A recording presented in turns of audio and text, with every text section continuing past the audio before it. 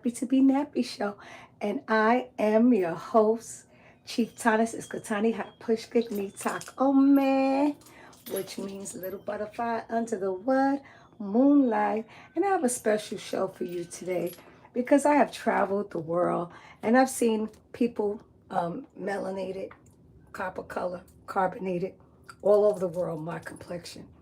But we've been fed a narrative that we all came from Africa, which isn't true.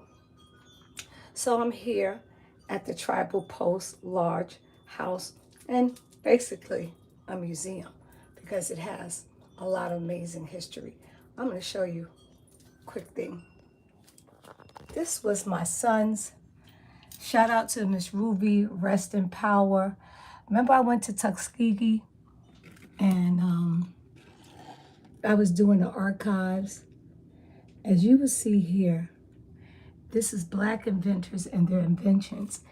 About 2000, I got this in 1980. My son was 5. Miss Ruby gave this to me in 1995 of him. And it was copyrighted by Copyright 2000.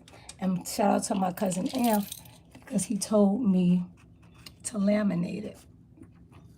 And these are all the patents and the years that our ancestors basically made everything that you can think of.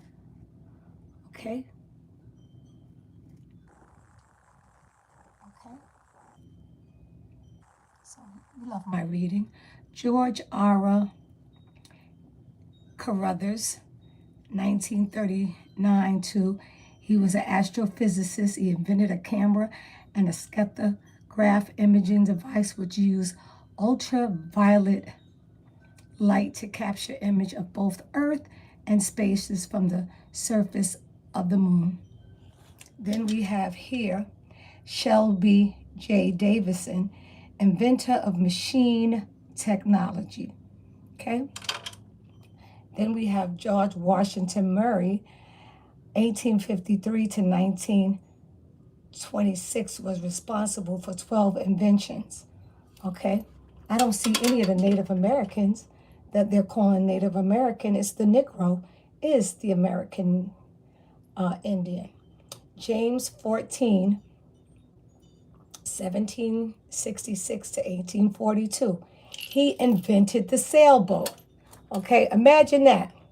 And they said we came over here in sailboat inventions, right? And I told you I moved to Los Angeles and I was in Leimert Park and they turned this book, which I have now, into African Americans and their invention. But as you can see, I started off, my last, before I stop, was James 14, 1766 to 1842. He invented the sailboat. So how was we brought over here on slave ships? Make it make sense, all right? These are the so-called Negroes that they're calling the Negro now, okay, which is the American Indian, which the Autochthon, Aboriginal, Indigenous, Original people of North America.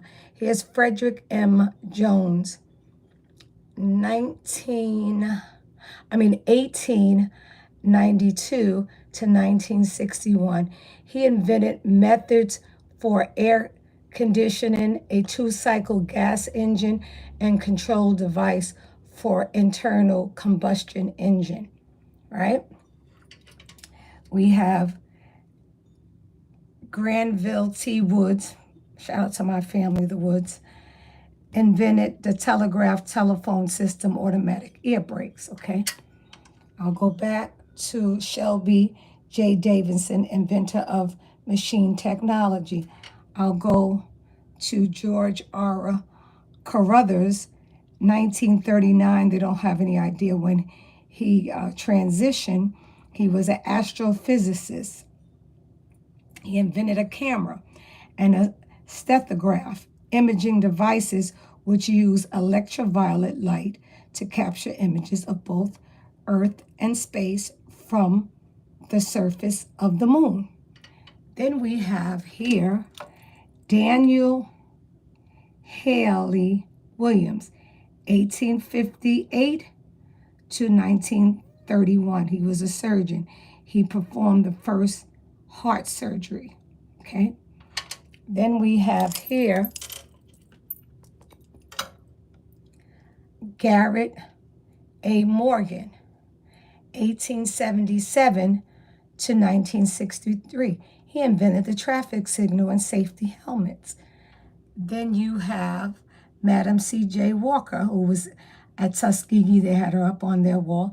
Invented a special wooden handle metal comb and a conditioner for straightening hair in 1904. Then we have Lewis Latimer. Okay. So this is just a brief.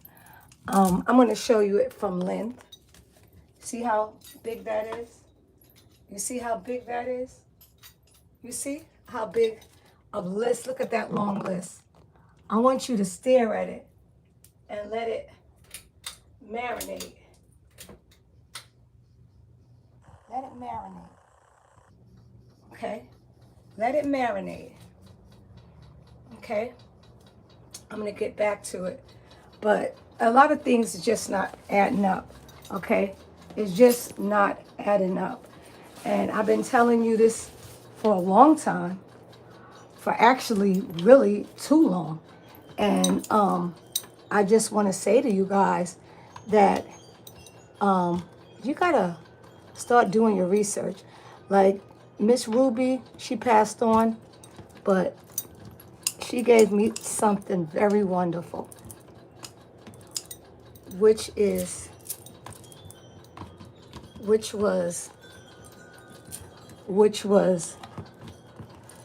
that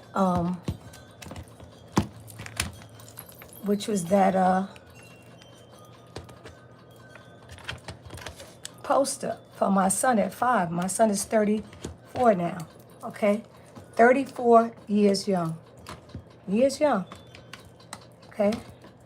34 years young, okay? He's 34 years young. And as a result,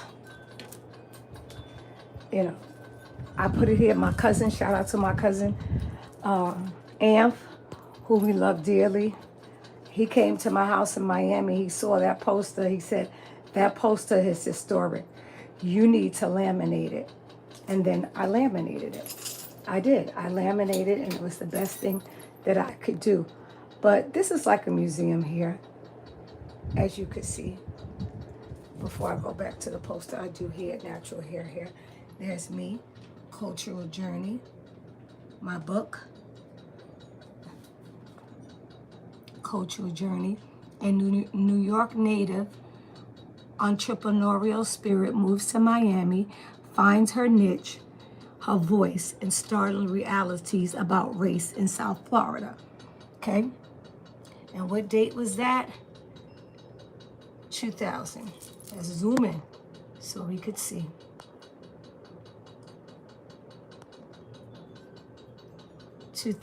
January 3rd, 2007. Okay, so that was that.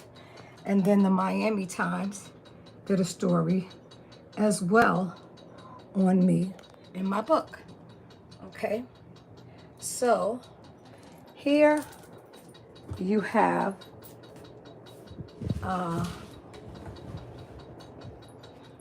some of the biggest thieves, identity theft. Okay, this is Craig Chillicothe, chief of the Seminole Nation. Seminoles don't look like that. Bill John Baker, principal chief of the Cherokee Nation. George Tiger, chief of the Creek Nation.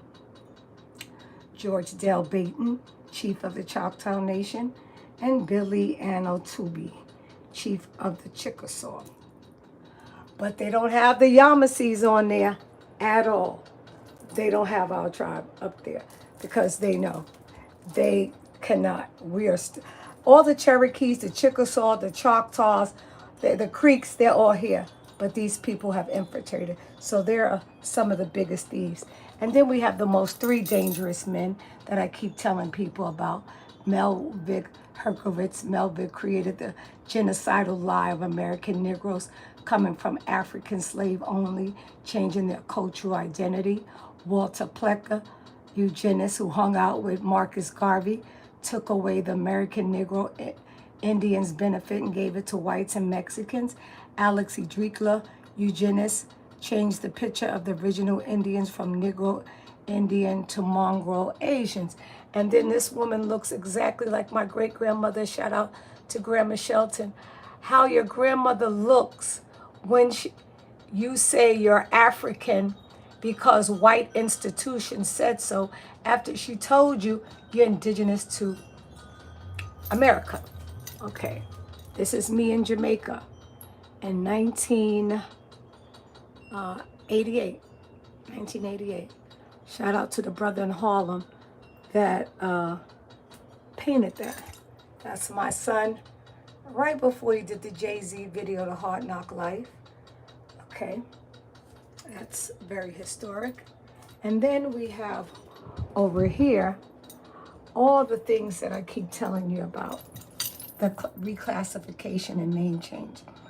Okay, the confusion of the American Negro. The 1600s, we were native, indigenous, or Toxin. 1700s, savages. 1800, niggers. 1900, darkies. 1910, pygmies. 1920, coons. 1930, spooks. 1940, boys. 1950, colored.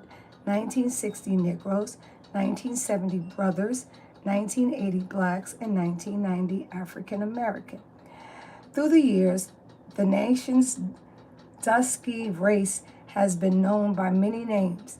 In the 1990s, blacks seized the opportunity to be officially and undeniably honest way with the collective title of African American, which a lot of people are not happy with that. And so now this is trending, and these groups are inappropriate because we're not African, okay? An African American is a federal government term describing property, not a race of people. Property has no race classification. Property has no human rights. Example, Trayvon Martin was considered property owned by the United States of America, which is a corporation, if you don't know this, guys, and he had no human rights. African American is a 14th Amendment citizen made property by Executive Order 13037, signed into law by Bill Clinton. Okay? Your blue guys, your Democrats that you love so much. Okay? This is me here in the famous Leimert Park. My daughter was about 9 there, and that's me doing here in Leimert Park. That is me right there in the drum circle that they have Saturday and Sundays. This is my ex-boyfriend, Rasa Danai Jaya Bay. He transitioned during COVID. Rest in power. This is my son right here, modeling for Ralph Lauren. This is what? 2000, okay? Polo, Macy's, okay? This is my dear friend, Chief Eagle Eye. Not only did they steal our land, but they stole our identity. There's my son again, Marlon, okay? Here's Chief Eagle Eye's book, The Original Man, okay? Chief Eagle Eye wrote this book, The Original Man of America, an autobiography by Robert Banks Cornelius Jr., okay? Chief Eagle Eye is Muskogee, Cherokee Creek. I want to show you something else that he did for me, okay? This is Chief Eagle Eye. Remember I showed you the park and showed you the stuff? Not only did he do that, Chief Eagle Eye made this. Chief Eagle Eye also made this, okay? He's amazing. He's totally amazing. So this is another great book I have, American Indians in the Olmec. Great, great, great book. Then there's the American Indian. I have a lot of great books.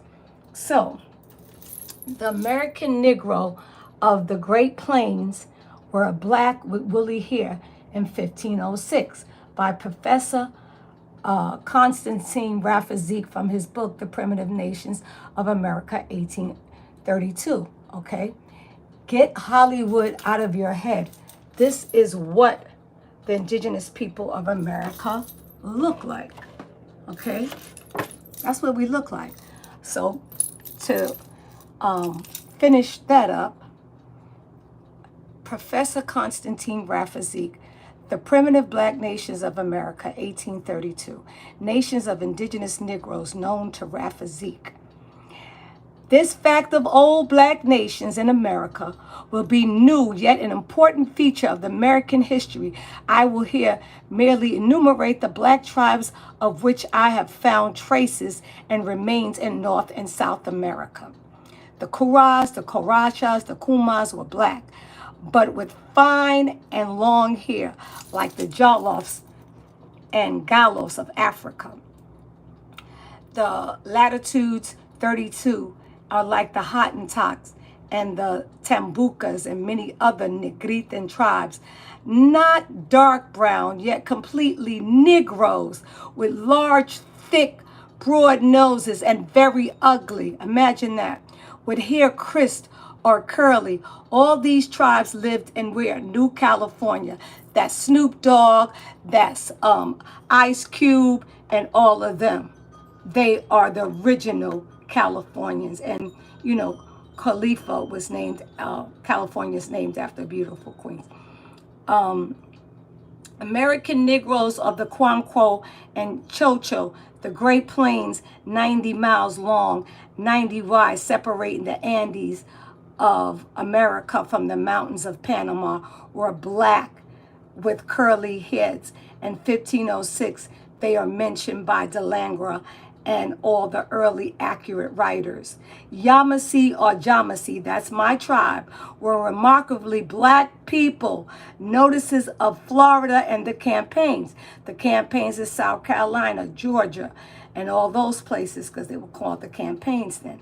Ancient Caracoles of Haiti, IT, represented as a nation of beasts by the historical songs. They're not saying Jamaica or Trinidad here. They're speaking about IT in 1832. Okay? The Seminoles of the Carib Islands, called Black Caribs or Guanis by others. The Aranchos and the Kutaras, mentioned by Garcia and the West Indies, quite black. The Choros of Raleigh and Ururas of the Spaniards, ugly brown Negroes, yet existing there on Orinoco and largely known, called monkeys by their neighbors. The Mabayas of Guyana, brown Negroes like Hottentots, and Portrait and Neofs of the Motas of Quevet. All of Brazil, brown Negroes with curly hair. Negritas of Martars and Darien, Panama, yet existing under the name of Chuanas and Guanas or Chinos. Durante, ugly black or red Negroes. Imagine this what this man is writing about us. Babes of Popintots and Colombia, blackish with Negro features and hair, South America. And we have the Iguabas and Jaras and Taguapala and the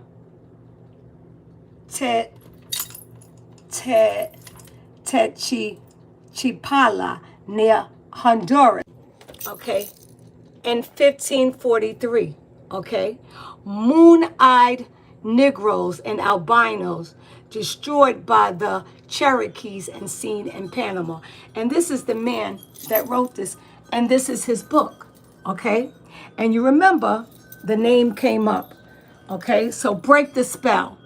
Peru is Tahuantinsuyi.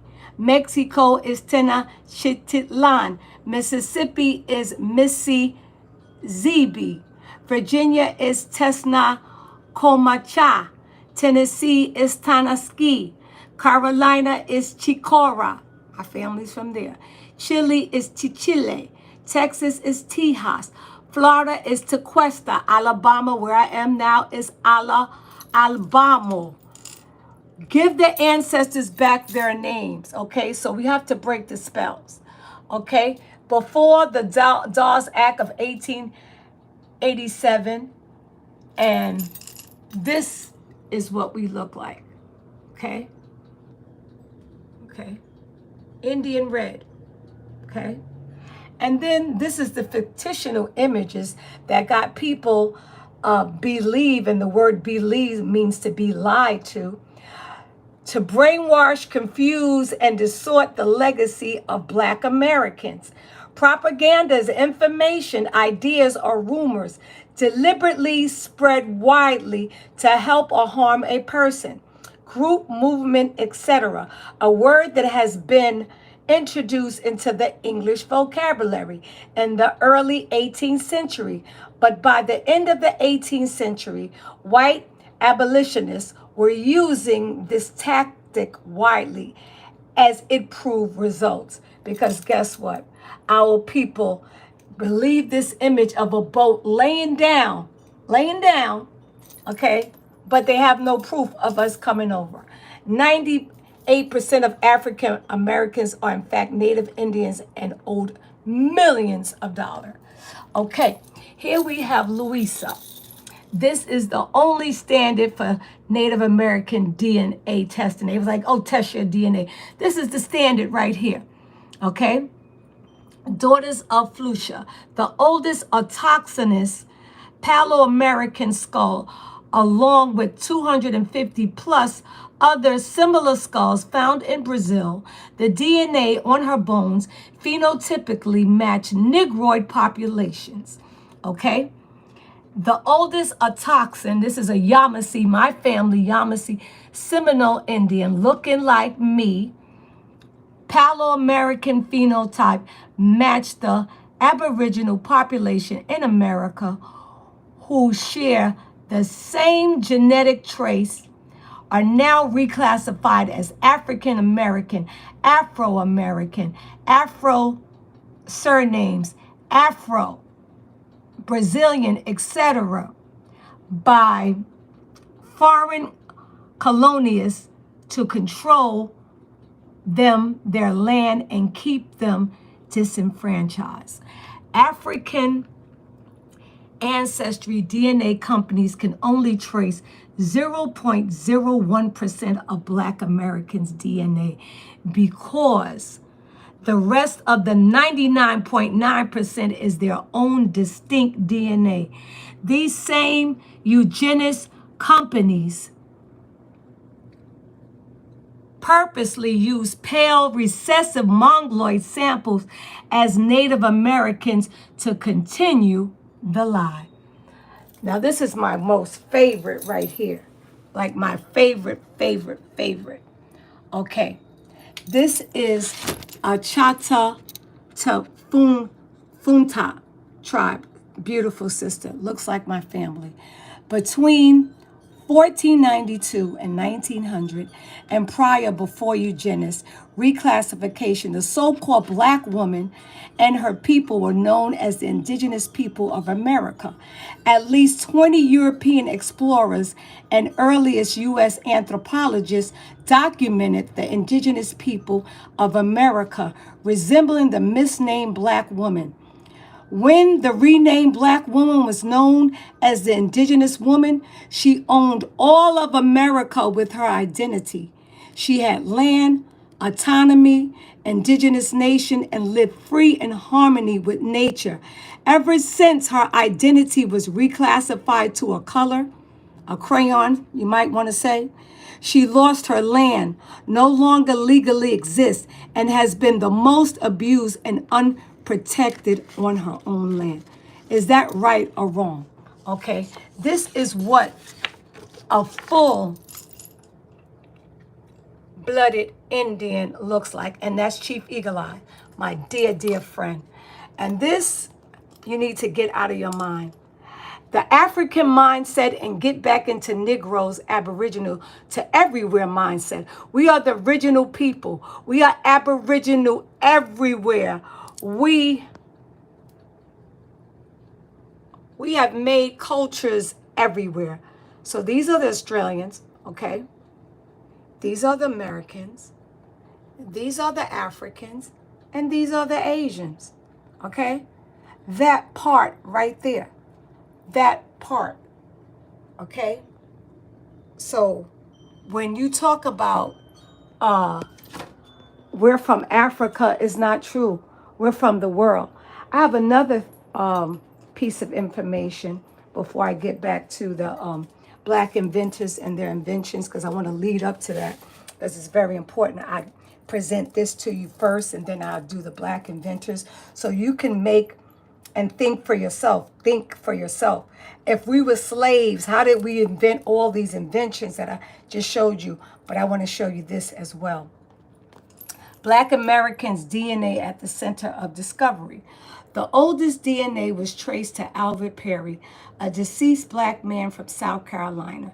Geneticists were stunned to find his DNA dates back 338,000 years, which was the oldest known genetic branch of the human Y chromosome.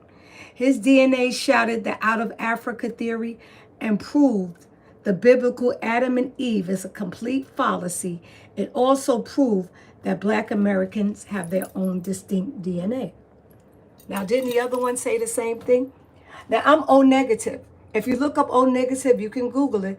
O negative is 7% the rarest blood in the United States, okay?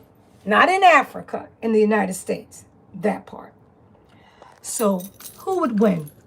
Hyper advanced space, traveling black Olmecs. The cave beats one unfairly by forcing us to become colored and African American. We ain't from Africa. We are the originators of civilization via the Americas. It has been papers genocide. And here's some Northern Cave brothers with sticks, okay? And this is a statue right here of the American Indian statue, okay? So I'm just coming to you live and direct, letting you know you have to break the spell. Break the spell. Break it now. Like, break it, break it. How your grandmother looks when she says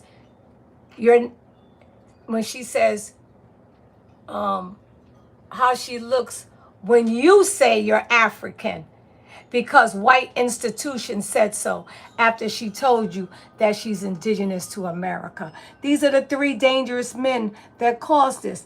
Melville Herkovitz. Melville created the genocidal lie of Americans coming from African slave only, changing our cultural identity.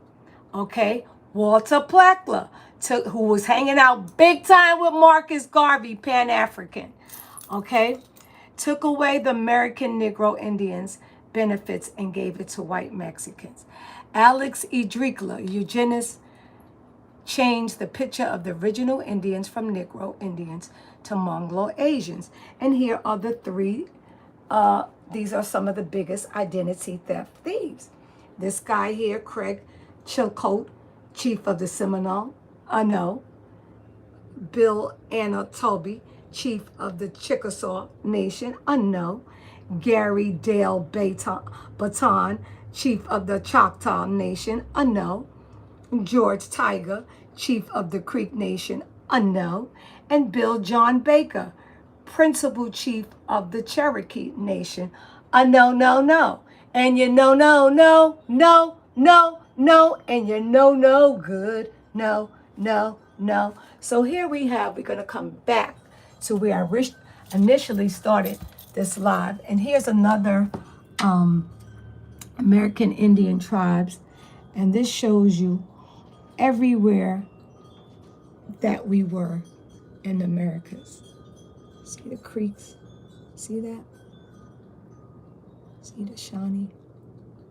You see that? See that? And there's Chief Oliosa. Okay, so here's Black Inventors and their invention. They now changed this, made it into a book. It was a poster that Miss Ruby Valdez from Harlem Mart 125 in New York gave to me when my son was 5. I had it as a poster. My cousin said, listen, you got to laminate that. That is very important. Okay, now look at the list with the names of everything you can think of we invented. The dates. Okay, look at the dates. 1800s. So how were we slaves? How was we slaves? Everything you can think of. My son had to call me. He was doing a paper in school. He had to call me. And this is the real McCoy. You keep seeing the real McCoy. He made a lot of stuff. And these are the dates and the patents. Okay? The real McCoy, he was making so much stuff. Okay? You see it? Everything. The leather box, the lawn sprinkler, the portable shed for infantry, automatic gear shift, transmission and shifting thermal, self-locking rack. I mean, the list is intense. Rotary engine, side valve, wash. I mean, the list is unbelievable. It's so beautiful. So this is what I have in my possession and see each and every day. So nobody can tell me, even when they change it to African American. So we have Granville Woods, T. Woods family, shout out, the telephone, the light bulb, the helicopter, Paul E., the piano, Garrett Morgan, the traffic light, the toilet, okay? The cell phone, okay? The airship, okay? Rogers bicycle frame, October 1888. The attachment for the bike, almost everything. Granville Woods, November 15, 1887. Introduction to telegraph. The refrigerator, 1891. The attachment, okay? The guitar, okay? The medicine sign, the pencil sharpener. It's like everything. So we have Madam C.J. Walker, you know about her, and Garrett Morgan invented the traffic signal and safety helmets. We have Frederick M. Jones, 1892 to 1961. He invented for air condition a 2-cycle gas engine and control device for internal combustion. Now, if the Native Americans that are Asian looking was the original people, how come they didn't create any of this? And people say, oh, they would think we would have a nicer conversation, but they steady calling us wabos, and we're not. We always been original from here. And this is Joseph Dixon. He invented a player piano. And this is the one right here, guys. James 14, 1766 to 1842. He invented the sailboat. So make it make sense if they brought us over and I showed you that boat, that illusion where people packed the sardines, which would have never made it here. So you have to break the spell of the lies, because right here shows you that it didn't happen. George Washington Murray, 1853 to 1926, was responsible for 12 inventions. And then there's Shelby Davison, inventor of machine technology. There's George R. Carruthers, astrophysicist. Ernest Everett Just, he was a scientist. And then you have Martin R. Delancey, 1812 to 1885, inventor of a device to assist railroad locomotives in descending and ascending inclined planes. Now, I did my last live on Eufaula and Chief Yahulu Minko. They're talking about the railroads. You see who it was? You see? It's all matching up. We're debunking the lies. This is Jan Matzingela, 1852 to 1899. He invented the shoe lasting machine. Okay, We have Charles Richard Drew, 1904 to 1950, surgeon and blood researcher. He invented the blood plasma. Okay, guys? This is Benjamin Montgomery, 1819 to 1877, invented a steamboat propeller. Okay? So these are the people that invented it over here in the Americas.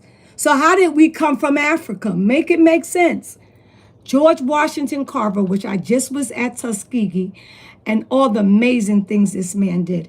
1861 to 1943. Agriculture, chemist, animal feed, butter, buttermilk, coca, paints, shampoo, vinegar.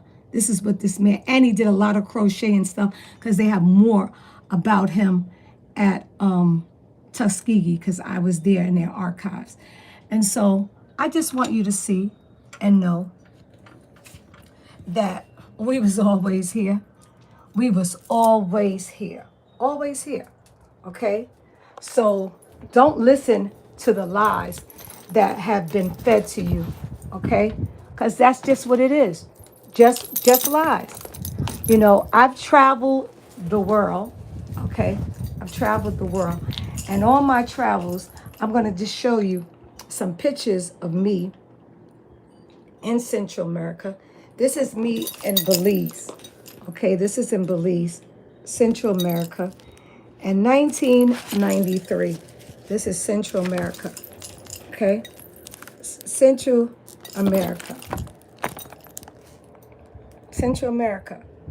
My friend Chris and Dawn, and this is a family over in Central America in Belize. Okay. This is in Guatemala, Central America. And then there's a lot of posts people are sending me. This is me in Guatemala. People are sending me now posts showing that we are connected to Stand Creek, the same people in Belize. And I've been there. I lived in Belize. This sister right here is from South America. She's from Brazil. This is 1993 with my son. My son at three. This is us right there, right in Central America. That's in Belize. Okay, that's Belize. Okay, this is us in Belize. Okay, this is us in Belize. In Belize, our dear friend in Belize. This is in Guatemala and Panajachel. This is us. That brother right there sitting, he is from Belize. Okay, we up in Guatemala in the mountains. Shout out to Chris and John. They was from the U.S. and I met them for my birthday and they showed me the best time ever. This is us, Chris and Dawn. They lived in Belize.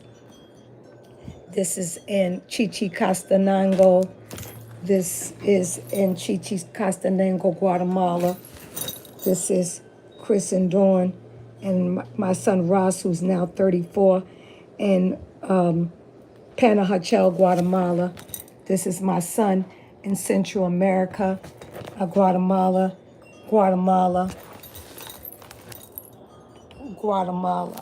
Okay? So this is just Central America. Okay? This is a family in Belize. Okay? Look at them. This is in Belize. All right? This is in Belize. Okay? So when I tell you this is Jamaica, look at the people in Jamaica. This is Reggae Sunsplash. Okay? This is Jamaica. Okay? Jamaica. Okay? And then I've gone to Africa. But this is what I want to show you. Okay? This right here is a Jamaican vacation book that they have and they give to the people. And this is at the hotel. I was with my ex-husband, rest in power, and we were walking and people in Guatemala kept pointing at me. And this is ska rock, steady, reggae, and dance maker. That's Freddie McGregor, John Holt, and Gregory Isaac, rest in power. And there's Bob Marley. And there's me with my bicycle glasses, the pink version, in Guatemala. You see me? Happy to be nappy, Guatemala. And does it say the year? Okay. Sunsplash 1992. This was me in Jamaica in 1992 in this famous book. Okay. So when I tell you I'm international, I got pictures with me in Indonesia. My ex-husband, rest in power, his great-grandfather was from Indonesia. Dark-skinned man, dark complexion, but he could pass because his parents married. Remember that brown paper bag? If you was darker than a brown paper bag, you couldn't be lit in the party. You had to be dark-skinned and stuff like that. Remember those days? Okay, so... Okay. All right. So now I want to show you some more pictures of me on the continent of the motherland. They call the motherland, but this is the motherland. I don't even say that's the motherland because this is the motherland right here. It's so ancient. It's a shame. Oh, where's that picture at? Let me just take it back and show you.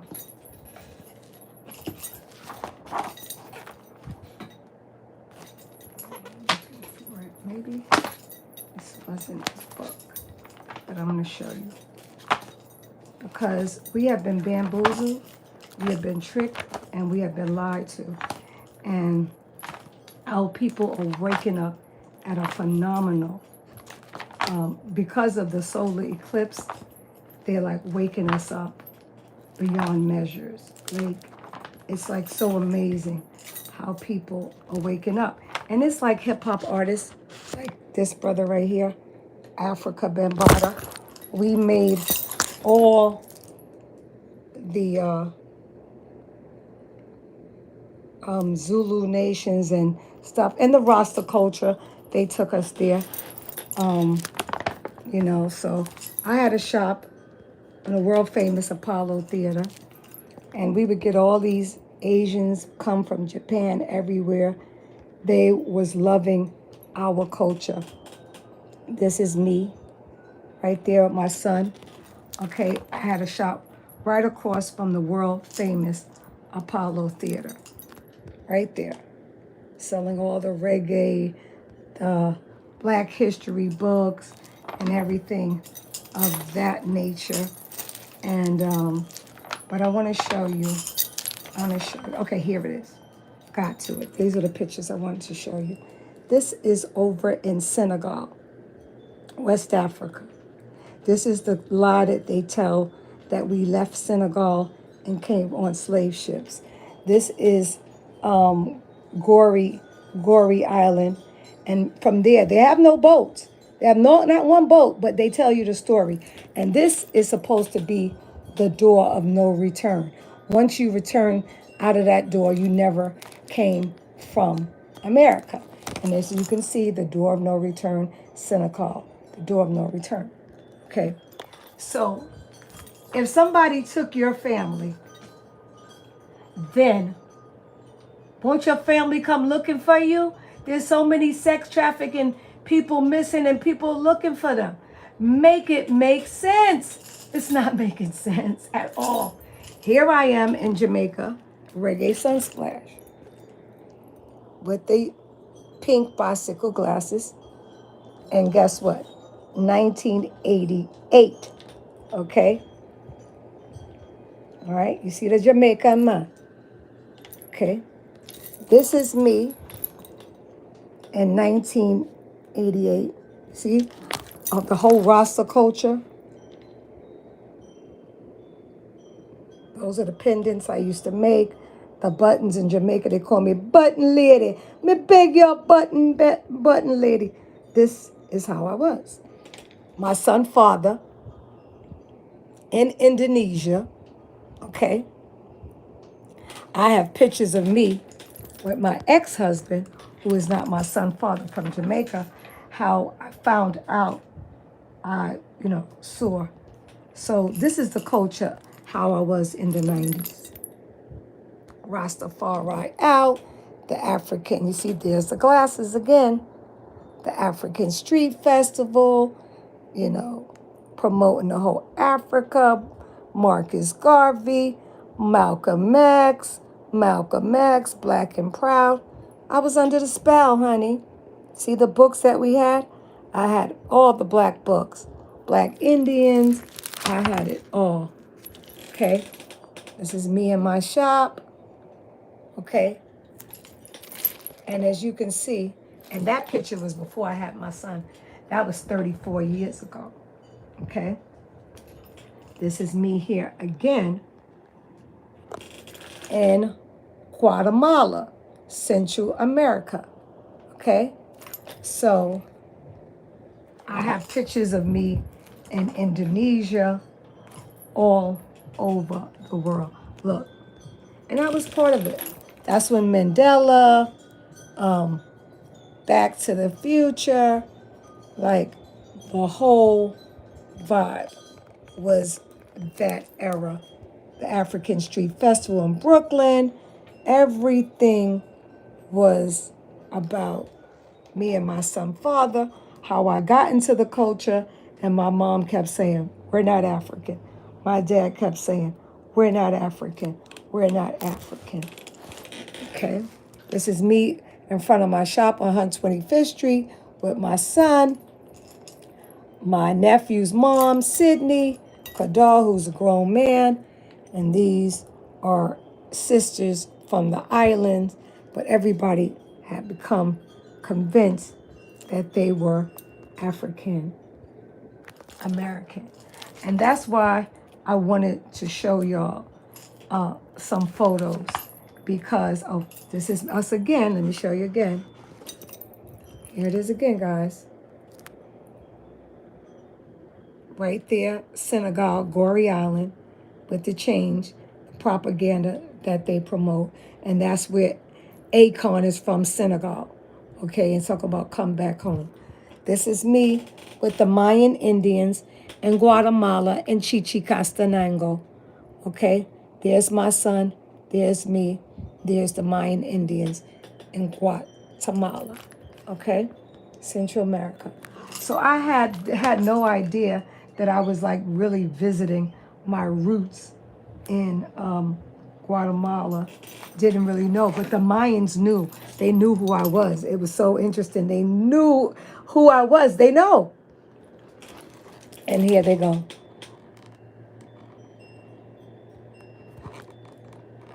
This is a dear friend of mine, says I met a lot of people in Guatemala, so many people. That's me in Guatemala, face painted in Guatemala, Rastafari out.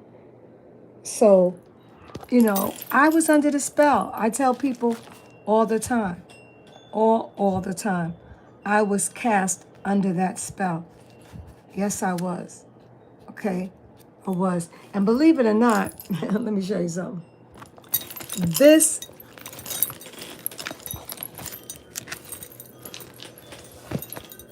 is the Bronx Zoo.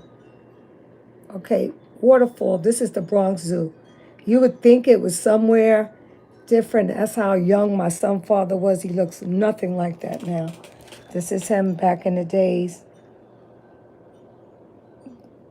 That's me and my Hebrew Israelite sister, Rabaka, a.k.a. Devaki. This is my shop in 125th Street in Harlem. That was my shop right across from the world famous Apollo Theater.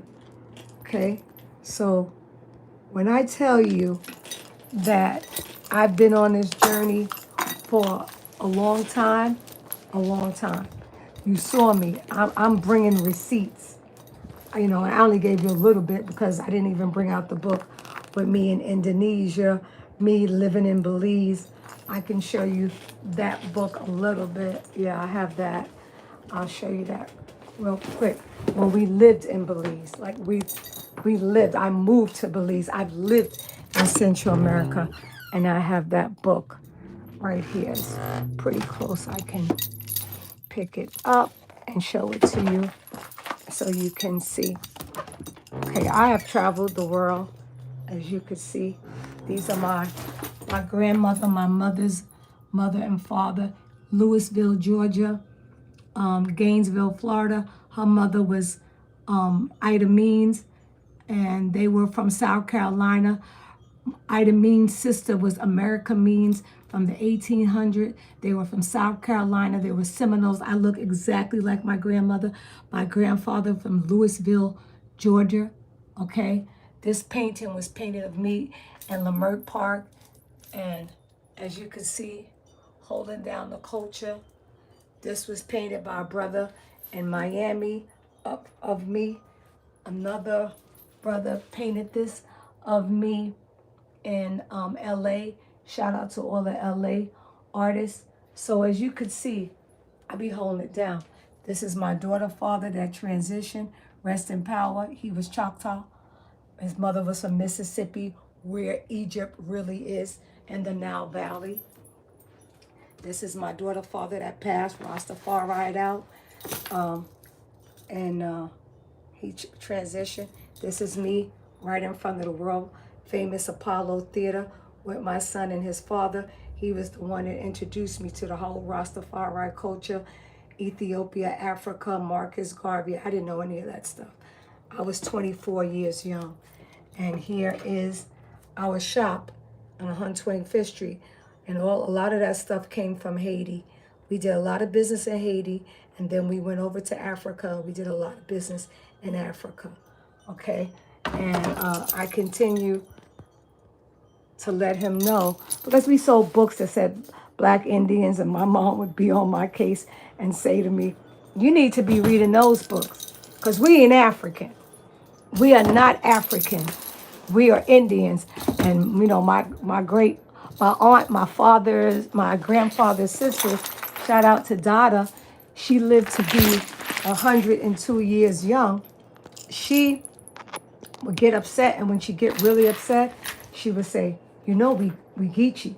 You know we Geechee. We like, Dada, calm down. She said, you know we Geechee. You know, and I didn't know what that meant. Like, you know we Geechee.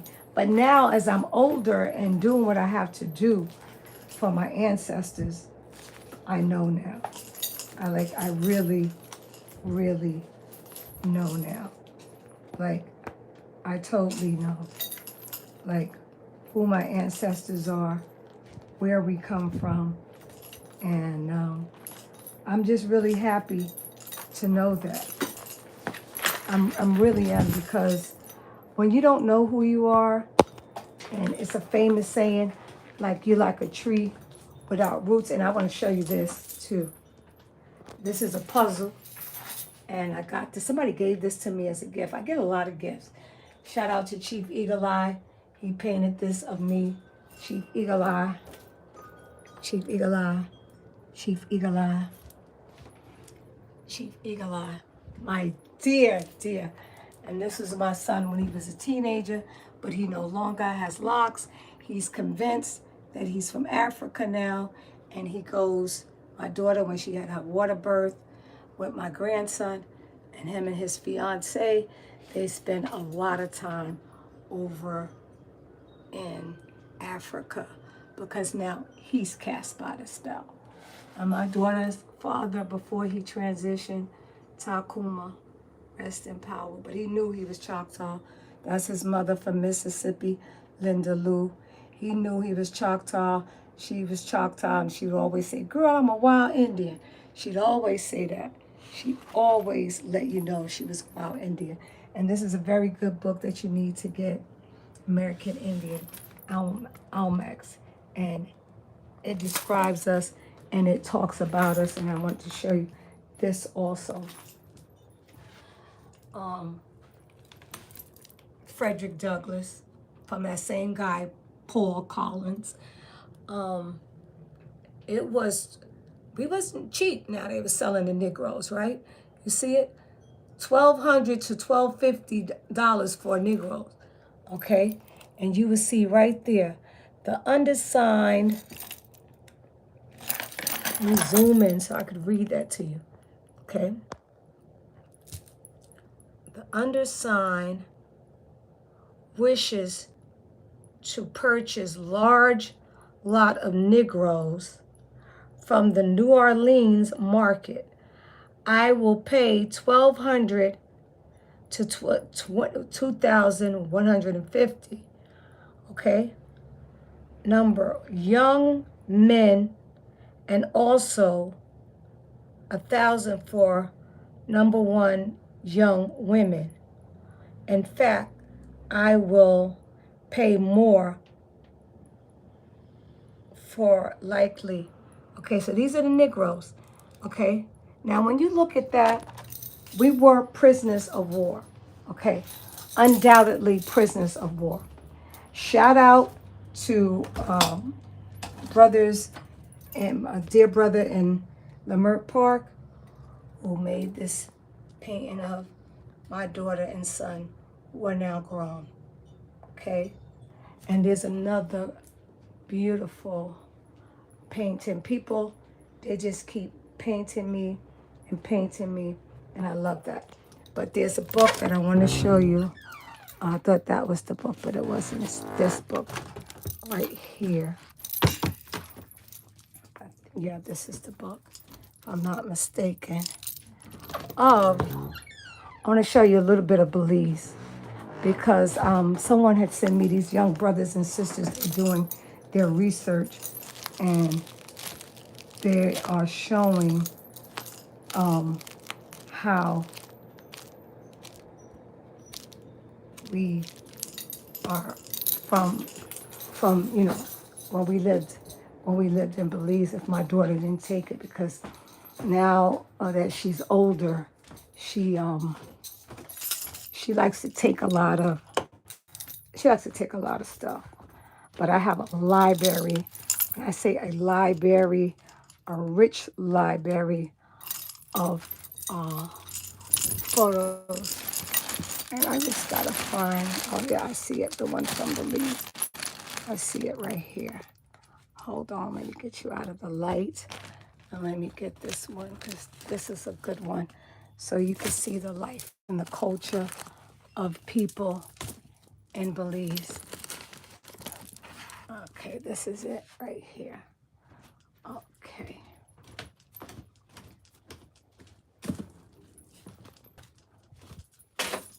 Conservative energy.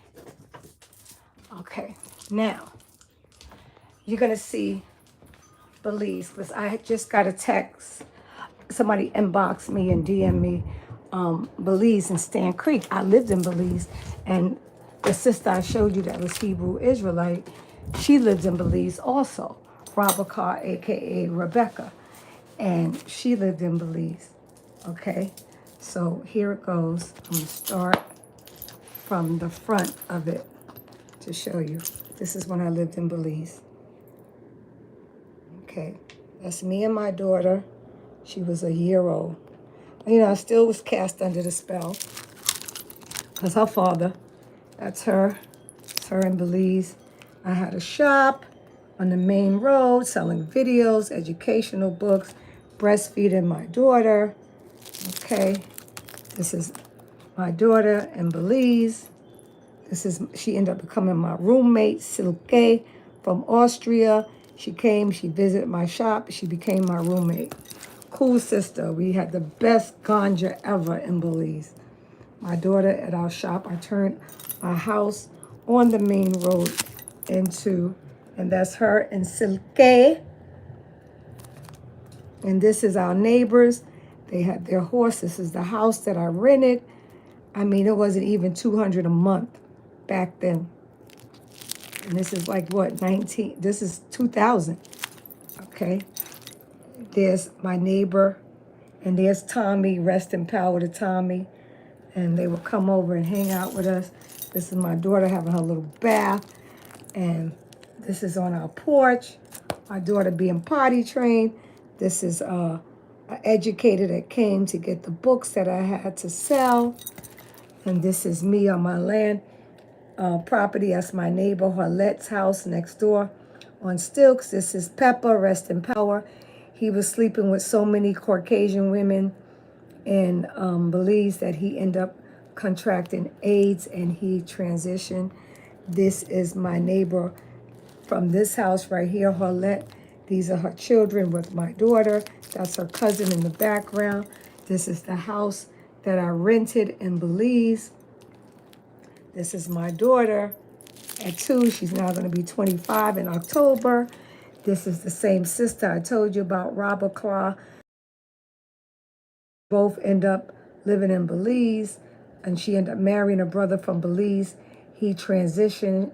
Shout out to that beautiful brother, which you'll probably see in the pictures. This is Belize, Central America.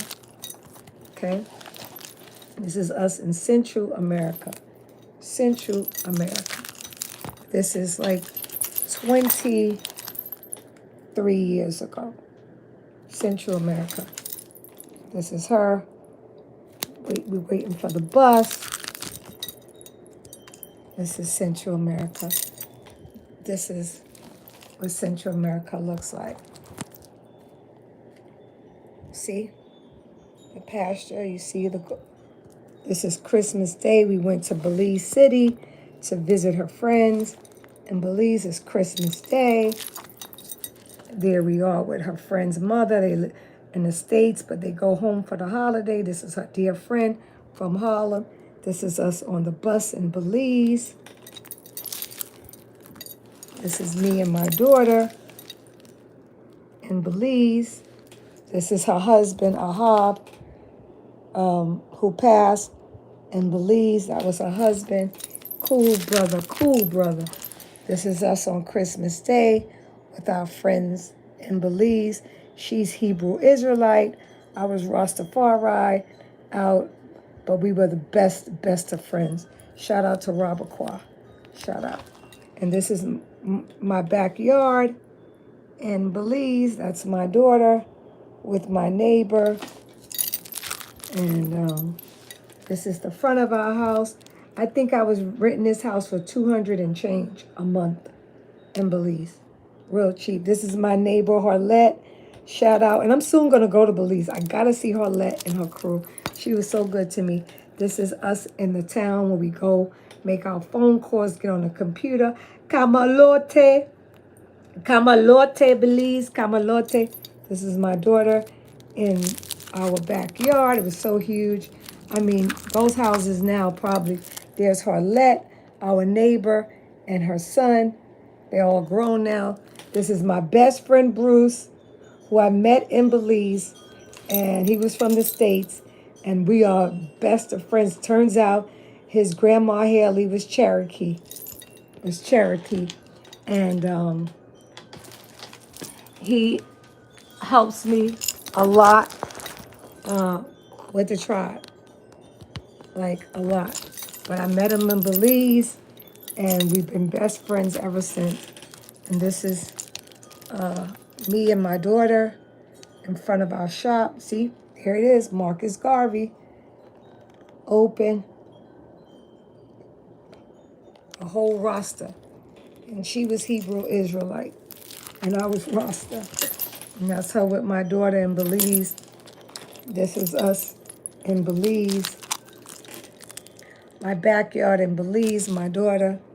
This is us in house. I had a 3-bedroom, 1 bath, and that's how I met Silky, ended up being my roommate.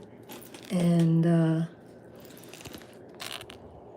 this is me and my daughter in the shop. This is how I turned my house into a culture shop in Belize on the main road.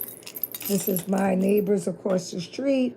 They used to have some amazing food and stuff. And I empowered a lot of women there. This is my little bike that I purchased there to take my daughter to town with. See that? This is my daughter at the water in Belize. This is her husband, Ahab and Pepper. We're hanging out. Both of them are no longer here. Both of them transitioned. Ahab, which is him, he ended up having liver problems and he transitioned. And Pepper, he ended up contracting AIDS. But they were good brothers. And this is my next door neighbor, because that's the house there, and I live next to her. And her and her husband's building this house. So I'm soon going to be going to Belize, and then I'm going to go live and show you them because they're still there. And this is my daughter on the back of I would take her to town. And this is the house across the street, the main road, and that's their house. They had a front house, and they had the back house they were living in, and they were constructing that house. But they had, you see all those houses on stilts, like Horlet House next to me was on stilts, and this was our backyard in Belize. I paid $200. This is my daughter. She wasn't even 2 yet. She wasn't even 2 when we lived, because when I went to Belize, she was like 10 months when we moved to Belize. They made me a sign, open and close. This is us in Belize. This is my neighbor, Harlette, and her children. They're all grown now. She was so good to me. There she is with her children. Most of them was born the same day as my mother and our family. We were so connected. We were so connected. And this is Harlette with her, and they were so good to me. And they were really good to me. And this is her daughter, my daughters. They're all grown now. I want my daughter to go. That's her and her daughter. This is us in the backyard. Some bird right there. My daughter. And this is the brother that introduced me to Silke.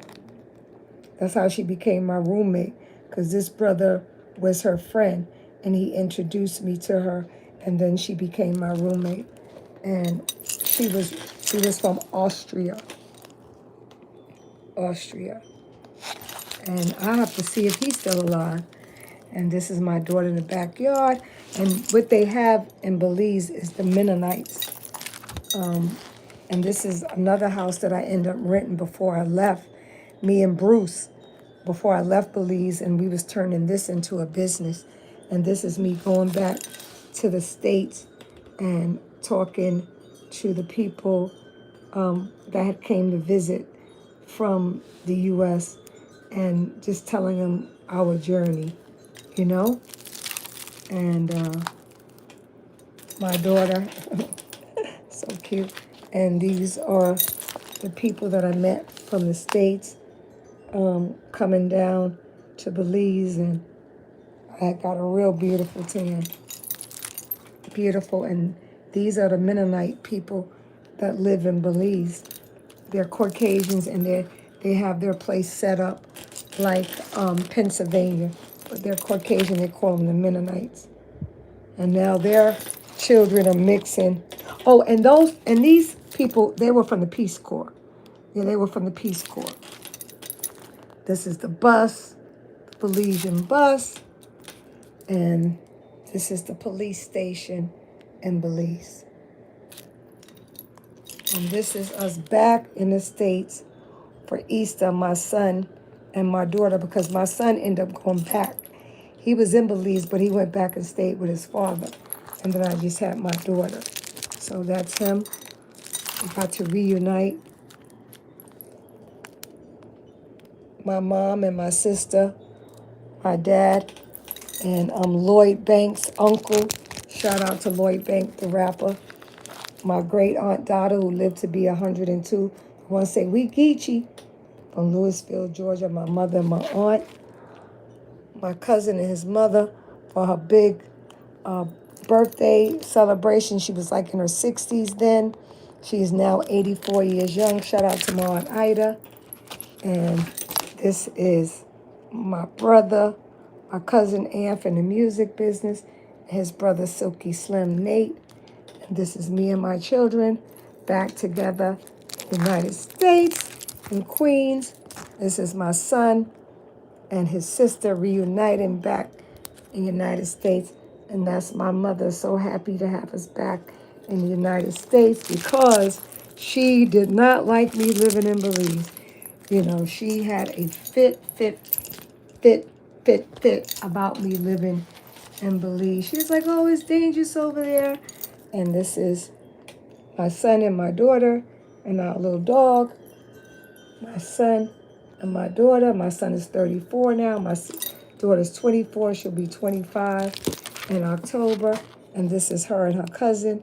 She'll be 27. Missy, they both have boys now. And they are mothers now. And I'm a grandma thanks to my daughter because my son and his fiance, who you saw, I showed you the pictures, they don't want children. Interesting. You know, that's what they want us to do. They want us not to want children. And this is them in my shop here in Miami, Florida. My daughter and my niece who are now parents. And there's the picture with all of them. And here they are now at my niece's before she gave birth, baby shower. That's my nieces that live in Indiana. That's my mom, my Aunt Ida, my cousin, my grandson and me tribed up. My son again over in Africa with his fiance. And this is my sister, my daughter, and her sisters when her father transitioned. They were going to put him to rest. Me and my daughter, and I'm leaving, coming back to Alabama.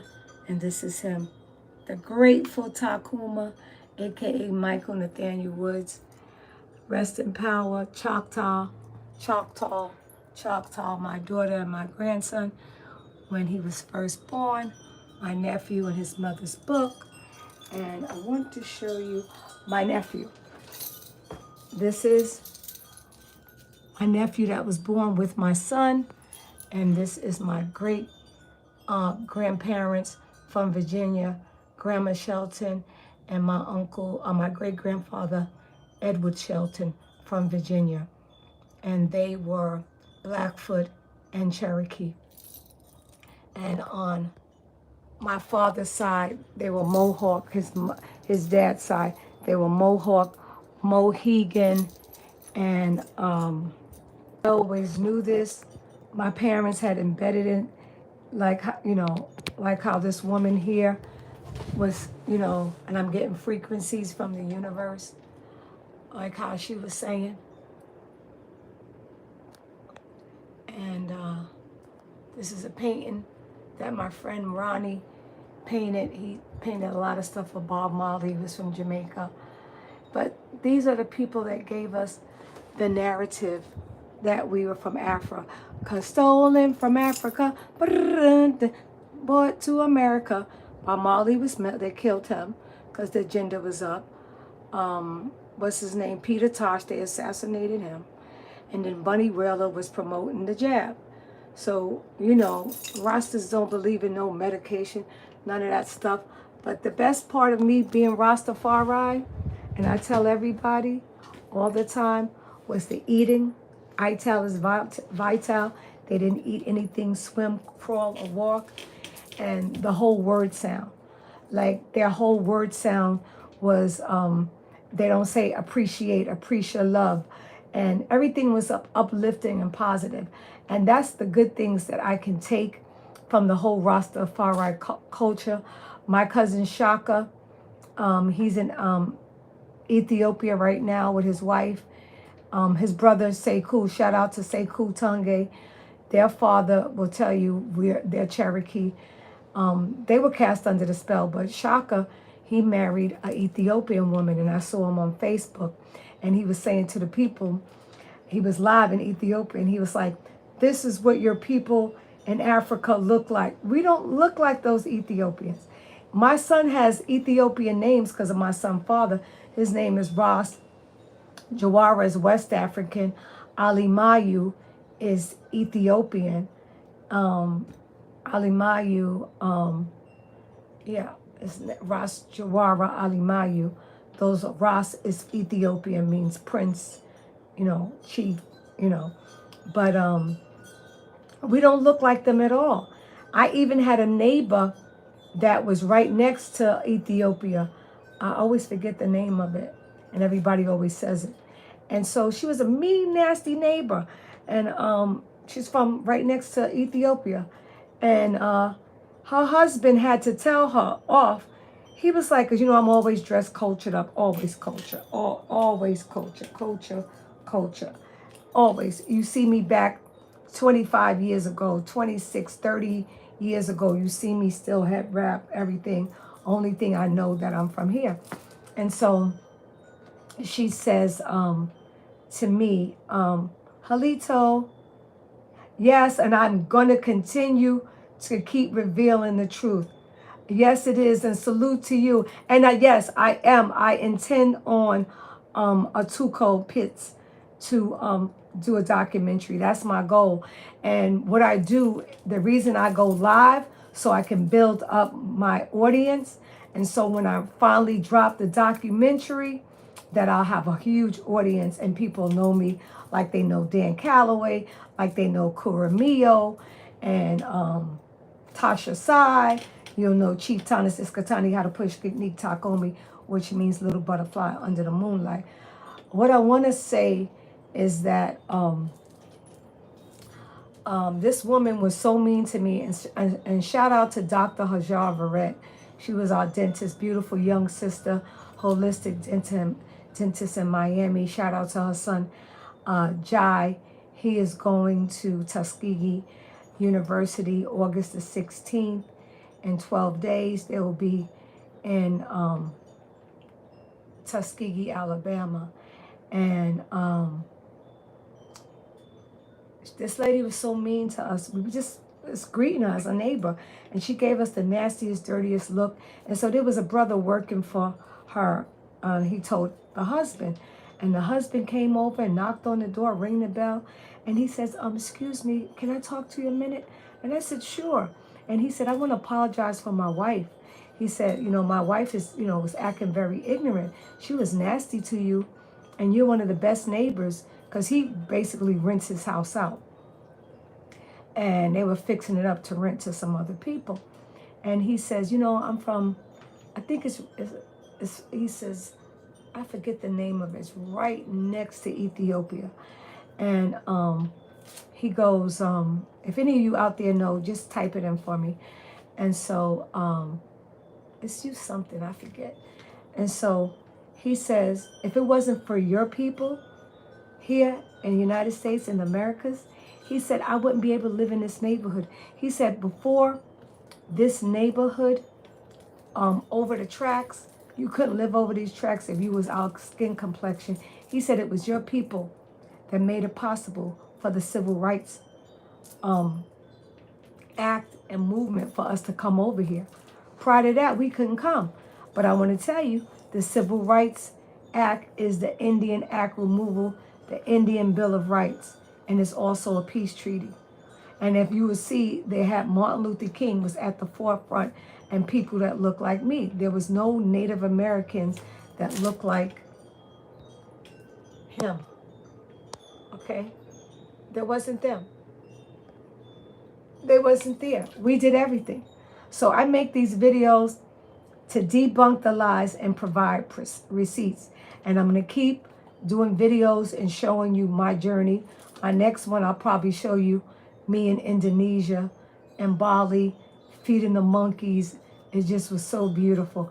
I have so many. That's why I'm turning this tribal large post house into our tribal museum, so people can come and see the archives of a chief from here and our journey. We have to. We should not listen to people that tell us who we are. We should listen to our ancestors to know who we are. My mom and us, we're O negative. My grandson right here, my beautiful grandson right here, wait, let me back it up some, who looks exactly like his mom and his grandfather and his mom, who's now going to be 25. And you see him He was like he just was turning a year, and he's putting the feather. And I show him that all the time. And when I ask him, my children, my son junior high school with his locks, my daughter elementary school with her locks. And this is my grandson again, holding the feather. Okay, because I teach him. My daughter graduated last year from HBCU, Florida Memorial University, summa cum laude with a degree in chemistry. Okay, so I just want to give y'all a last look at your history and culture before I end this live. Get this book, Professor Constantine Rafizik, The Primitive Black Nations of 1832. Okay, get this out of your head. This is a book, this is just an illustration. It's propaganda that has been really winning because you guys really believe that you're from Africa. And when you go over to Africa, they know you're not from there. Okay, so this is Louisa from Central America. This is this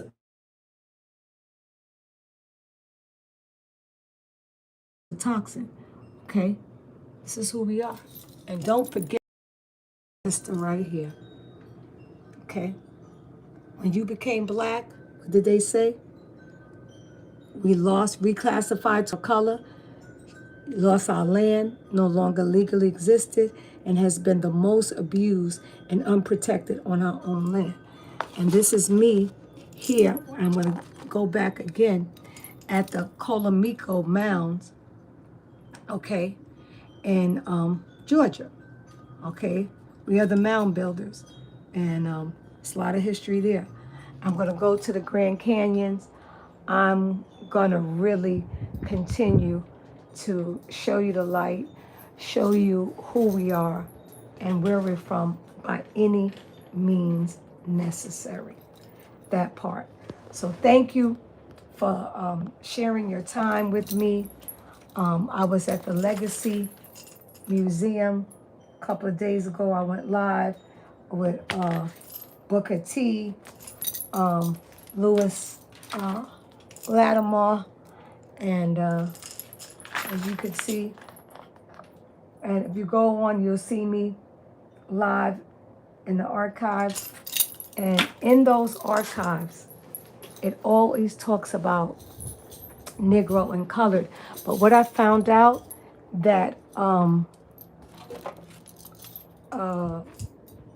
Booker T. Washington was also a Pan-African.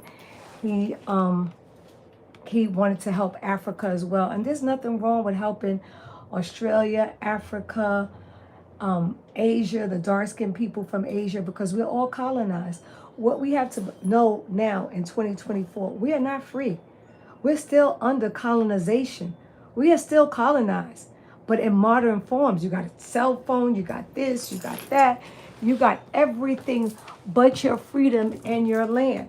Okay, so if you think that because you got a cell phone and a fancy house, boy, girl, bye, you still colonized. So this I picked up from the Legacy Museum in Tuskegee. Shout out to my dear BFF Monica, Reverend Monica Esparza, who went there. She's an educator and an activist. She done been finding the mounds in Virginia. And as she would say, and I would say, just because we're, learning about our ancestry, knowing that we're from here, that don't mean we anti any other people in the world that looks like us and that has our struggle, because we've all going through the same thing. They're all taking our land. They're doing it like, look what they're doing now. Like, I'll say it again. So-called, and you read the post, I read it to you, black didn't exist. Now these women want to call themselves black because it was reclassified in 1980. And I will show you really quick the confusion. Okay. Read it for yourself. Came blacks in 1980, 1990. African American. But the 2000 are Tox's Indigenous Original. And shout out to the brother that did this painting of me in Harlem and Central Park when I was taking care of my mom. My aunt in the hospital did a good job. And shout out to Craig, who did this painting in Brooklyn. And there's my daughter, her father, at her baby shower, and who would know that a year later he would be gone. Gone but never forgotten. And this is the first birthday party that we were at. And that's my son right there now, his fiance from Jamaica. But they are under the Africa spell. They're under the Africa spell. And that's Jamaicans for you. But there's a lot of Jamaicans now that they are letting the world know. Oh, and I can't forget this sister right here. She's the one, this beautiful sister from the Tuskegee University that does a healing in nature around Indigenous people October. And I went to it in Tuskegee. When I say she's doing amazing things, amazing, like super amazing. And she has people from all over come. And victory and peace. Thank you for participating in the 5th annual Healing in Nature Festival. We look forward to seeing you again at the Nature's Garden for Victory and Peace in historic Tuskegee, Alabama. And she put this together. She's a great professor. She had a chief that came because there was healing in nature. So they had the brothers. They had brothers from the Nation of Islam, brothers that were Autochthon and Indigenous American Indian. They had everybody. It was brothers and sisters. They had a chief from Africa, beautiful sister. And the sisters, we went in a group. First, we did a big circle of everybody with our American Indian prayer, the Nation of Islam. It was just beautiful. And then we separated. The women went with the women, the men went with the men. And then we did all these healing and beautiful ceremonies and prayers and meditation. People letting out certain things that they've been holding in, so much. And then we came back together with the men, and it was beautiful. And I want to show you this. This is Motown, okay? A celebration of music that transformed America. Those artists from Motown was never calling themselves African or anything. They wasn't singing about that because they didn't know. They knew. And one important facet about this whole story with us is between 1924 to 1967. Look it up. Don't take my word.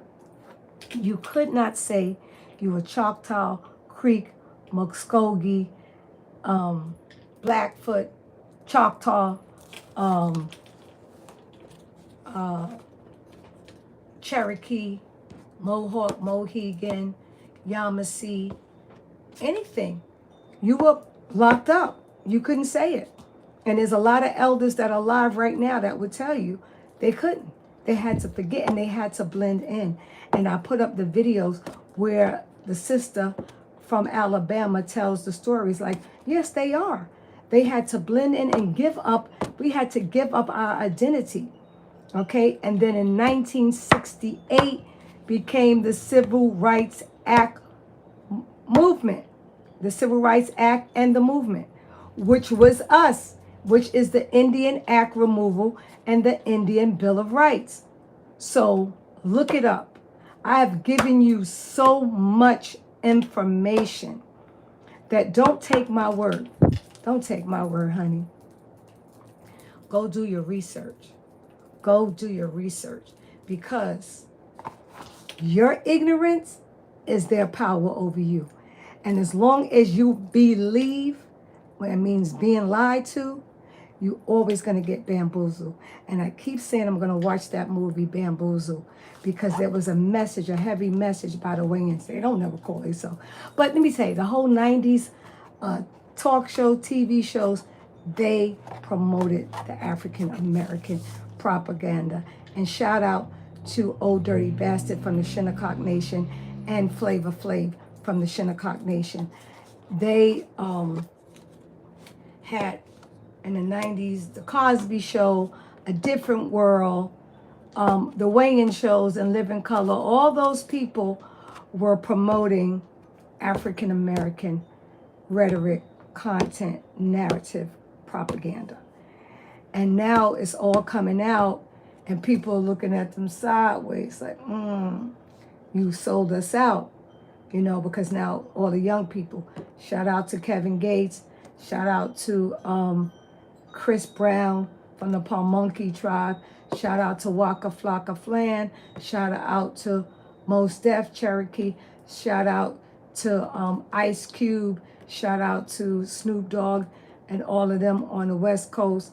I like Kendrick Lamar's, but I was a little upset with one of his songs when he could, refer to himself as an African American, and now he has the song, They Not Like Us. I know he had to say that, African American, in his song. They have to say it. They have to promote the narrative. Just like Jay-Z, through all his albums, he never once referred to us as an African until he made that song, I Got 99 Problems, But a Bitch Ain't One. And he says, because I'm an African. And now, look, he's in the same trouble as P. Diddy. So you sell your soul, you sell out, and they still come for you. They came for Bob Marley. They came for Marcus Garvey. They came for Peter Tosh and all the rest of them. What is it? Somebody Du Bois, W.E. Du Bois, Paul Robeson, he was, it was a lot of them promoting the Africa rhetoric, and then there was a lot of us promoting American Indian, like Shaka Khan, like Jimi Hendrix, like the Rhino Isley, the Isley brothers. They wore their feathers. Donna Summers, and the list goes on and on. Diana Ross has never called herself an African American. A lot of them. Lionel Richie, who's from Tuskegee, Alabama. When you watch on Netflix, We Are the World, We Are the Children in 1985, you don't hear Michael Jackson, Lionel Richie. You don't hear Dionne Warwick. None of them. The only one was Stevie Wonder, and he was my first client in LA. I have him on my refrigerator. I could show you a picture of him, but I really don't, because he's promoting that, and he was for Obama. Obama never did anything for us. It's all a scam. Voting's a scam. It's a lie. You're not free. You think that one person is going to change your life by voting for them? It's just a freaking census. And they're bringing foreigners, immigrants from other countries, putting them in the best hotel because now they want their votes. And you're homeless, and they're putting them in the best hotels. Make it make sense. I was in New York. Shout out to Shakima Muhammad, my client, and she showed me exactly. I saw it with my own eyes. So we're colonized. We're under colonization. No matter what you think, you're not free. You're not free. We're not free. No matter what you think, we are not free. We're colonized. We're still under colonization. It's time for all the tribes, like Chief Basso, which is my brother, Halito, Chief Talk Salusa, and all the other great chiefs out there, Chief Sunal, Chief Anitwe, Chief Spirit Warrior, Chief Tocho, and all the other great chiefs that I know. And if I miss your name, don't get upset, because you're great, even if your name hasn't been called. There's so many chiefs, the list could go on and on. It's endless. All the chiefs doing great things. Chief Daoud Tahini Lay, that if you go on my live, you'll see me at the Alabama's Kitawa Nation Farm. Beautiful brothers. Shout out to his wife, Cheryl, vegan chef. He was under the spell like me. He's from California. Beautiful brother. And shout out to Chief Red Chief, who's doing amazing things. Big shout out to Chief Red Chief here in in Alabama and Tuskegee, doing great things. We're doing ourselves in silence. We don't have to tell you what we're doing, but we're doing. And that's the most important part. 62 years young, I am elated to know that I know. And that's the one thing they can't take away from you. I walk around with my feathers up every day, all day. Feathers up. And Indigenous man on Facebook and YouTube, he turned out to be a fraud from South America, Brazil, telling a lie that Muhammad Ali family adopted him. His dad was murdered in Brazil. They lived in the rainforest, and he'd be like Chiatamo and all the stuff. He came here, and he stayed for 4 months, and he didn't do what he came to do, and then he did like really petty things, and he had to go back to Lake City, Florida, and then he got a little abusive with the mouth, and my children don't get abusive.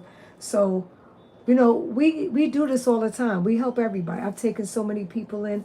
I've helped so many people. But when you turn on someone that opened their home to you and treated you like a family, I adopted him into the tribe as a family member, and then he showed his true colors. He just made 33 July 14 cancers. They could be very emotional. He was over emotional, and he was a conspiracy theorist, like, oh, it's gonna be a food shortage, it's gonna be this, that. No, our ancestors are alive and kicking.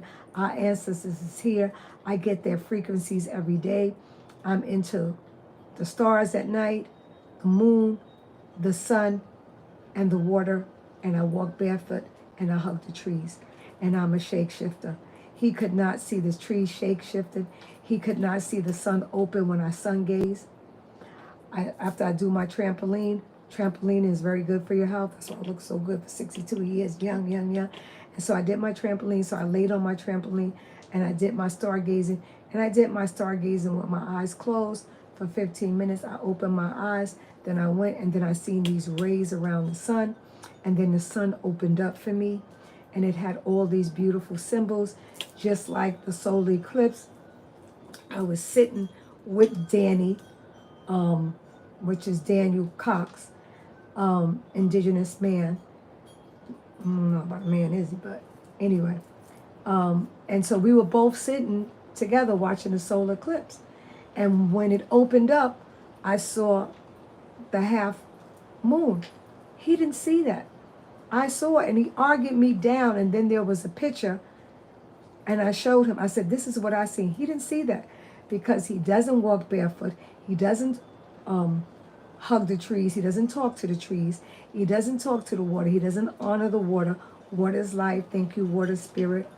Thank you, water God. He doesn't. He doesn't do his full moon ritual. I've been doing my full moon rituals since 2017. 2019, I found all my family and ancestry on my mother and father's side. My mother didn't even know she was a Means. She didn't even know that her great-grandmother was Laura Means, and her great-grandfather was David Means, and that her grandmother, Ida Means, firstborn sister was America, a.k.a. America Means, and they were from the 1800s, and they were from South Carolina. They left, and they become Seminoles, because Seminoles like leaving one place. You don't want to be prisoners of war, so Seminole means you're leaving, going to another place. They became Seminoles, and they went to Gainesville, Florida. They were Cherokee and Yamassee, like Chief Sekou in South Carolina, and his family did the same. He is also Seminole in Yamassee, which is Yamassee or Yamassee, which you saw in Professor Constantine Rafizik's book. There's a lot of information out there. I would suggest all of you start doing your research and start doing what you're supposed to do. Know thy ancient self. Don't listen to the government. Don't listen to don't listen. We built the pyramids right here. There are more pyramids in North America, South America, and Central America. And as you can see, thank you for the rain. No rain, no pour. This is what, shout out to Chief Maya from Seminole County, Florida. She's the one that planted this garden. And as you can see, I got green peppers, red peppers, I got cabbage, I got celery, I got, um, that is, I got squash growing, I got lots of collards, I got lots of kale, I got sunflowers, I got it all. This is what American Indians do. This is what we do, y'all. We grow our own food. This is how you know I'm a toxin aboriginal and original to the land. Okay? And in the back, and you see there's watermelon. In the back, I have a beautiful watermelon patch. So, as you can see, I am a notary in the state of Alabama. And this is the tribal large post house. And I want to say Alito. Sweet. So I'm going to end the show with that and let you guys know we've always been here. And the universe knows it. You are the gods and goddesses. The Bible tells you 9 times, remember for ye are gods. So as the goddess that I am, Goddess Queen Princess Alicia, Uwak, a.k.a. Chieftainess, Katani had to push get deep talk on me, which means little butterfly under the moonlight. He has Denise Yvette Shelton to the ancestors. I send you infinite love, light, healing, prosperity, joy, happiness, and abundance. Nanaya and Achapi Salachiki, peace and love. Nanaya Aya, peace. And then soaps. I am a holistic practitioner. I am for hire. If you're overweight, you're having health issues, you want to eat healthy. I have a lot of clients that are hiring me at gyms in Miami. I'm always in Miami. And I'm moving away from the hair business to the more rewarding as a board certified holistic practitioner to helping people eat to live, not live to eat. I helped heal my mother from cancer. I helped heal my aunt, Ida Mae, who's now 84, my mom 83 years young. When she was in the hospital and they gave her overdose of Lasix, they nearly killed her, I brought her back. And I've helped so many other people. My grandson was in the hospital because he had sickle cell disease, which they already tainted our disease. We know from Henrietta Locke that they tampered with our blood. And so he was in there for 4 days with a fever. I just took red onions, cut it, put it in his socks, and then I chopped up red onions, ginger, fresh ginger, lemon, and honey. I made that concoction, gave it to him. I juiced for him, and I made some hibiscus. I made a whole bunch of stuff while he was in the hospital. The next day, 5 and 6 doctors came, and they couldn't believe. They could not believe that his fever was gone through putting the onions in the socks. I am a medicine woman of the tribe, and I'm also a board certified holistic practitioner. So come check out my site, HAPPY, the number 2BE, NAPPY. We have donations. And if you going through health problems because you're just dealing with conventional medicine, which is for profit, the only way you're going to heal is through holistic medicine. We're for real for the healing. So come to my site, make donations for the tribe, and hit me up if you want to heal naturally and support my product. Peace and natural hair grease, much love and light, and keep doing great things and know that we were always here. We are Wabos. We always been original. And shout out to Isaiah Thomas, who ended up losing his show for telling on his sports channel that before 1492, we were always here. And we have the technology to research we was always here. And he said it over and over. I guess it was his last year on the contract, so he could come. Shout out to Mike Tyson. On his podcast, he tells LL Cool J, he says, oh, they got rid of the indigenous people. And Mike Tyson said, bruh, we are the indigenous people. And there's a coin with a face that looks like Mike Tyson. So your ignorance is their power over you. Hey Chauncey, how you doing, sweetie? Is your dad home? Yeah, he in the house. Okay, I gotta go down and see him. Thank you. Yeah. Have a good day. You too. All right, brother. And so I live in a real small town, great people, amazing people here in Eufaula, Alabama, and I love where I'm at. But like I was saying about Isaiah Thomas and Mike Tyson, they're not no longer under contract. And of course, Lord Jamal. How can I forget Lord Jamal and KRS-One? He's always been saying he ain't never called himself an African. There's a lot of them. You know, I don't, there's so many in the music industry that didn't sell their souls. I had to tell Pharrell at my cousin's wedding 2 years ago at Vizcaya, he was saying, you know, we as African American, I waited till he finished his speech. I didn't interrupt him. I didn't want my cousin throwing me out the wedding. And I was dressed all indigenous, feathered up, painted up. And everybody was taking pictures of me like I was the paparazzi. And I waited till he finished. And I said, Pharrell, you know I'm the chief of my cousin Rob's tribe. You know that, right? I said, we're Cherokee, Mohawk, Mohegan, Blackfoot, Muskogee, Seminole, Choctaw, the whole nine. And I said, looking at you, Pharrell, and his mother was there at the wedding as well. And he's from Virginia, like my father's side, my father's mother and father and them. Mohegan, Mohawk, Blackfoot, and Cherokee from Virginia, right? I said, looking at you, you look very Cherokee. And you know what Pharrell said to me?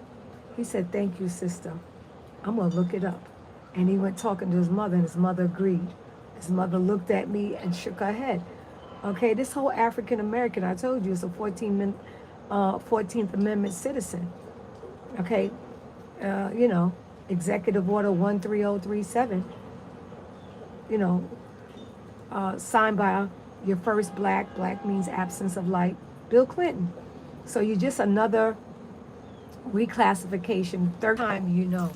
Shout out to these sacred souls and my beautiful Latin client, Hermaine, that put me on to the these sacred souls. And he has a song said, once you know, then you know. So once you know, then you know. I know, and you should know. And I've taken up a great amount of your time, but I've given you a whole bunch of receipts, and I have debunked the lies. So make it an amazing day. Do something great. And I want to say to all of you out there, love your mothers. I carried my son for 8 months. He was born in the 8 months. He was supposed to be born July 24th. He came June 16th, the same day of the Soweto uprising in South Africa, 1990. You know, you got to be good to your mothers. You have to. You know, my daughter, her father transitioned, it'll be 3 years in November. All she has is me. All you have is your mother. It's because of my mother I know I'm American Indian, and my father and my great-grandparents and grandparents. That's how I know. So I just want to leave you that. Stop being mean and nasty to your parents. And a lot of you have changed your DNA. Your DNA have been changed. If you took it, you're no longer what they call a real being. Okay? Now you're property of the government. And I asked a lot of you not to take it, and you wouldn't listen. And now do your research. Go to my Happy Natural Hair. Go to my TikTok. Go to my Iskatani Gotta Push Kick Talk on me on Facebook. Go to my Happy to Be Nappy on Facebook. Happy Natural Hair. Twitter. Just Google Queen Goddess. BSA Queen Goddess. Google Chief Iskatani. Everything comes up. Okay? They're finding ways to exterminate us because we're O negative and O positive. And it's extremely difficult to get rid of that blood type. But now that you have changed your whole DNA cycle, and you're no longer the same, and you're property of the government now. And there was chip in there. that they're going to start playing with you. And I noticed everybody that took it, they're not the same. They are not the same. So we told you, y'all didn't want to listen. I'm a master herbalist, board certified holistic practitioner and a medicine woman of our tribe. Everything has to come from Mother Earth. If it's not from Mother Earth, I don't want it. Okay? And you shouldn't want it either. Thanks for watching. Do your own research. Love your mother. She took good care of you. She shared her body with you. I know I ate the best. I ate so much watermelon when I was pregnant. Went to seas with my children. I ate so much good, amazing food. And shout out to the Rastafari for me being on that eating regimen for joining Rastafari. And shout out to all the Rastas that know that they're Awak, Shoshone, and all the tribes over in the West Indies that are waking up and knowing that they're not, especially the tribes in the VI, Virgin Island, they going hard, in Jamaica, the Cameroons, they all going hard. Not the Cameroons, the Maroons, the Maroons. Yeah, a lot of them now are going really hard because they realize that they've been lied to, and a lot of our ancestors are still alive and kicking, and they're telling the truth. So let the truth set you free. And shout out to the Alabama Ketawa Nation and Farm in Tuskegee, Alabama. If you want to find them, go on Wolf. It's a site for international people that want to have free lodging and help with the farm. I've met so many wonderful people there from the West Indies. There, shout out to Brother Neb. He's from Ethiopia. He's partially blind. He works on the farm. Beautiful brother, beautiful heart. And that's why I love that tribe. That's why I love that tribal nation, because we bring all nations of our people that have been colonized and still oppressed together. It's not about I don't want to be African. I'm not. But I have the utmost love for Africa. When I go over there, I went there 3 times. You saw pictures of me. And I didn't even get out the books with me in Senegal to show you me in Senegal and Gambia. No, and Ghana. Right. I showed you Senegal, but there's pictures of me in Gambia and Ghana. Okay, Mahuta Saima, Hunye, Madase, Iyo. I've learned a little bit of their language because shout out to my grandfather, James Aubrey Nicholas, and we're related to the Nicholas brothers, who was the greatest tap dancers that ever lived in Harlem. My grandfather spoke 7 different languages. Yo habla español también. Es no problema cuando yo hablo. Es mi idioma favorita también, my friend. So thanks to my grandfather, I have inherited those genes, and I pick up. I know a lot of Creole. Ça passe na boule, mes amis, we, you know, marifrat, nang kadef, all those things. Got our move. Okay? So shout out to all my IT, Haitian, Awak, Taino tribes in Miami that know who they are, not stuck on their from Africa. You got to honor your ancestors from right here, because they wasn't over there. They was always here. That part. We was always here. So shout out to all of them, to everybody from the West Indies, from the whole world that look like me and that's going through colonization, getting their land taken away. And my beautiful brother in Peru. I'm coming, brother.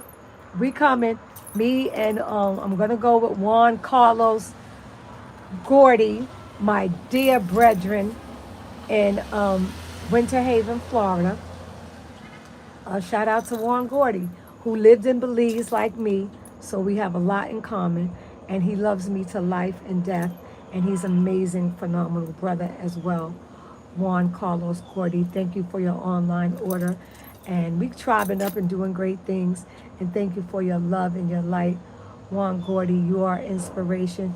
Keep on doing great things, and we're going to go and do our trip. Now, that's going to be an amazing trip, because we're going through Mexico, through Guatemala, through Belize, through, we're going to Honduras, my daughter's family. We're going all through, and then we're going to end up in Central America, for our brother in Peru, to show the indigenous Autochthon people that look like ourselves that they try to get rid of.